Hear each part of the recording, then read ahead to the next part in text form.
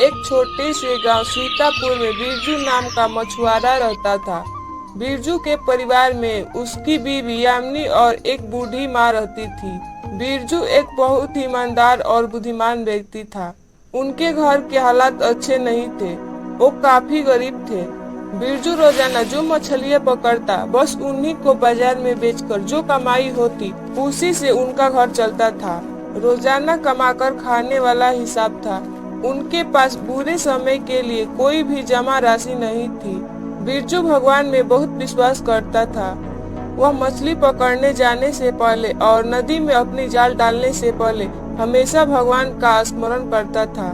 एक दिन जब बिरजू मछली पकड़ने के लिए घर से निकलने लगा, तभी उसकी बीवी यामिनी कहती है, सुनिए जी, आज मछली पकड़ने मत जाइए। माँ जी की तबीयत ठीक नहीं है, पता नहीं कब किस चीज की जरूरत पड़ जाए। अरे भाग्यवान, अगर मैं मछलियाँ पकड़ने नहीं जाऊंगा तो आज घर का खाना कहाँ से आएगा? क्या तुम्हारे पास कुछ पैसे हैं? मेरे पास तो एक भी पैसे नहीं है। खाना लाने के लिए पैसे तो चाहिए ही, इसीलिए आपको जाना भी पड़ेगा और माँ जी की दवाई भी लानी है। ठीक है, मैं नदी पर मछलियाँ पकड़ने जा रहा हूँ। हो सकता है कि आज बड़ी मछली हाथ लगे और जल्दी से उसे बेचकर खाना और दवा लेकर आ जाऊंगा। ये कहकर बिरजू अपना जाल लेकर नदी की तरफ चल पड़ता है। बिरजू जैसे ही नदी के तट पर पहुंचता है तो भगवान का स्मरण करते हुए कहता है, हे भगवान, आज मेरे घर में खाने के लिए कुछ भी नहीं है और मुझे मेरी माँ के लिए दवाई भी लेनी है। मुझ पर कृपा रखना प्रभु, आज मुझे बड़ी बड़ी मछलियाँ मिल जाए। ये कहते हुए बिरजू अपना जाल नदी में फेंकता है और मछली फंसने का इंतजार करता है। तभी उसका दोस्त मछुआरा मधु भी वहाँ मछलियाँ पकड़ने आता है। वो बिरजू से कहता है, अरे भाई, कोई मछली फंसी है या नहीं, या यूं ही जाल डालकर बैठे हो कब से? बस इंतजार कर रहा हूँ मछली फंसने का। तभी बिरजू को लगता है कि जाल में मछली फंस गई। वो जैसे ही जाल को बाहर की तरफ खींचता है तो देखता है उसमें बहुत छोटी छोटी मछलियाँ फंसी थी। ये देखकर मधु उस पर हंसता है। अरे वाह भाई, आज तो बहुत बड़ी मछली फंस गई तुम्हारे जाल में। सारी बड़ी मछलियाँ तुम ही ले जाओगे क्या? इस तरह मधु बिरजू का मजाक उड़ाता है। बिरजू वो मछलियाँ देखकर बहुत दुखी होता है और सोचता है, पता नहीं इतनी छोटी मछलियाँ बिकेगी भी या नहीं और खाने और दवाई के लिए पैसे भी हो पाएंगे या नहीं।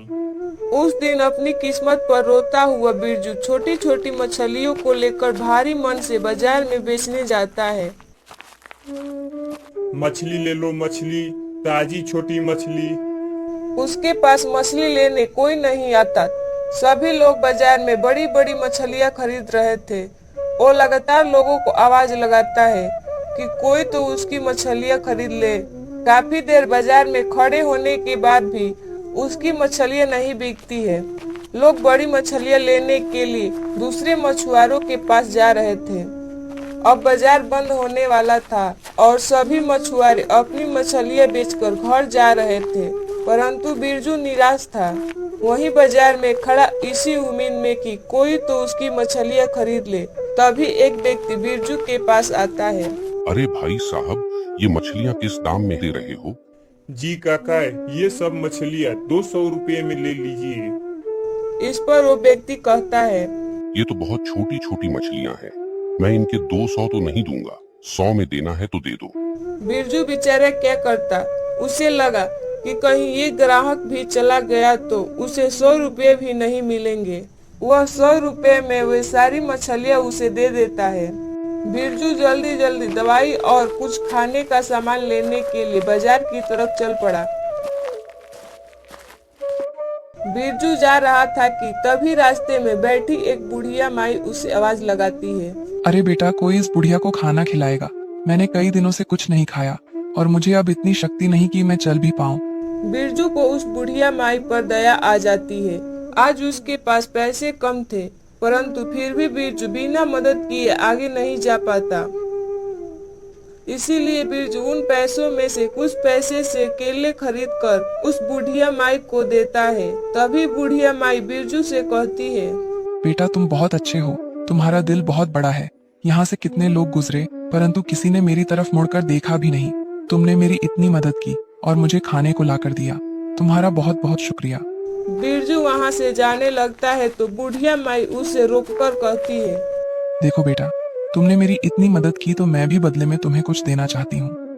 बुढ़िया अपने हाथ से 2 रंग बिरंगे पत्थर बिरजू के हाथ पर रखती है और उससे कहती है, देखो बेटा, कल जब तुम मछली पकड़ने जाओ तो मछली पकड़ने से पहले नदी में एक पत्थर डाल देना। उसके बाद वहीं पर अपनी जाल डाल देना। ध्यान रहे, जाल डालते समय तुम्हें मन ही मन नदी की देवी को याद करना है और प्रार्थना करनी है कि वो तुम पर कृपा करे। परंतु इस प्रक्रिया के दौरान वहाँ कोई भी नहीं होना चाहिए, अर्थात कोई व्यक्ति वहाँ आकर तुम्हारे स्मरण में विघ्न न डाले, वरना उस नदी की मछलियों में से एक भी तुम्हारे जाल में नहीं फंस पाएगी। यदि पहली बार में ऐसा होता है तो तुम्हें केवल एक मौका और मिल पाएगा। तुम दूसरा पत्थर डालकर फिर से यही प्रक्रिया दोहराना, पर याद रहे वो तुम्हारा आखिरी मौका होगा। यदि तुम सफल हो गए तो फिर तुम्हें जो मछली मिलेगी वो तुम्हारी किस्मत बदल देगी। बिरजू बुढ़िया माई से वो पत्थर लेकर आगे चल देता है। शाम तक बिरजू खाने का सामान और दवाई लेकर घर आता है। बिरजू अपनी पत्नी को दवाई और खाने का सामान दे देता है। बिरजू यामिनी को बुढ़िया माई वाली सारी घटना सुनाता है।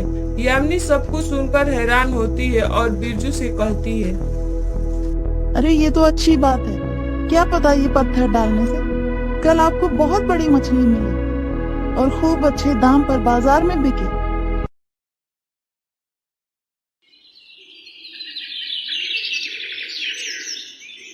अगले दिन बिरजू अपनी जाल और पत्थर लेकर नदी की तरफ निकल पड़ता है। नदी के तट पर पहुंचकर बिरजू भगवान का स्मरण करता है और एक पत्थर को वहां उस नदी में फेंक देता है। वो मन ही मन सोचने लगता है, हे भगवान, आज मेरी मदद करना। जैसा कि बुढ़िया माई ने कहा था, मछली फंस जाने के बाद आज मेरी किस्मत बदल जाएगी। मुझ पर कृपा करना प्रभु। तभी जाल में कुछ हलचल सी होती है। बिरजू जाल को बाहर खींचने लगता है, लेकिन जाल कुछ ज्यादा ही भारी लग रही थी। तभी मधु वहां आ जाता है और उसकी सारी मेहनत पर पानी फेर देता है। मधु बीच में ही बोल पड़ता है, अरे भाई, क्या कर रहे हो? लगता है बहुत बड़ी मछली पकड़ने की तैयारी है। बिरजू को उसे देखकर बहुत निराशा होती है। वो समझ जाता है कि उसकी सारी मेहनत बर्बाद हो गई। जब तक मधु वहाँ है, कोई मछली उसके जाल में नहीं फंस पाएगी। तभी अचानक नदी में जोर जोर से लहरें उठने लगती है और नदी के ऊपर कुछ मरी हुई मछलियाँ तैरने लगती है। ये नजारा देखकर बिरजू बहुत चिंतित हो जाता है और सोचता है, यदि सारी मछलियां मर गई तो अनर्थ हो जाएगा। उसके हाथ कोई मछली नहीं लगेगी और बुढ़िया माई का दिया हुआ वरदान नहीं मिल पाएगा। मधु को जल्दी भगाने के लिए बिरजू कुछ सोचने लगता है और तभी बिरजू के दिमाग में एक तरकीब आता है। वो बड़ी चालाकी से मधु से कहता है, लगता है आज नदी का तूफान ज्यादा भयंकर रूप लेगा। इससे पहले यहाँ हमारी जान चली जाए, भागो यहाँ से। मधु ये सुनते ही अपनी जाल समेटकर घर की तरफ दौड़ पड़ता है। अब बिरजू के रास्ते में कोई रुकावट नहीं थी। वो दोबारा स्मरण करते हुए दोबारा से दूसरे पत्थर को नदी में फेंकता है और स्मरण करते हुए कहता है, हे देवी माँ, मुझे क्षमा करे। मेरी वजह से आप नदी की सारी मछलियों को ना मारे और कृपया अब आप शांत हो जाएं। मुझे एक बड़ी मछली देकर मुझ पर कृपा करे देवी माँ। बिरजू के इतना बोलने के बाद नदी का जल शांत हो जाता है। इस बार बिरजू की मेहनत रंग लाती है और उसके जाल में एक बहुत बड़ी मछली फंस जाती है। मछली का रंग देखते ही बिरजू बहुत खुश और हैरान हो जाता है। वो एक सुनहरी चमकती सी मछली थी।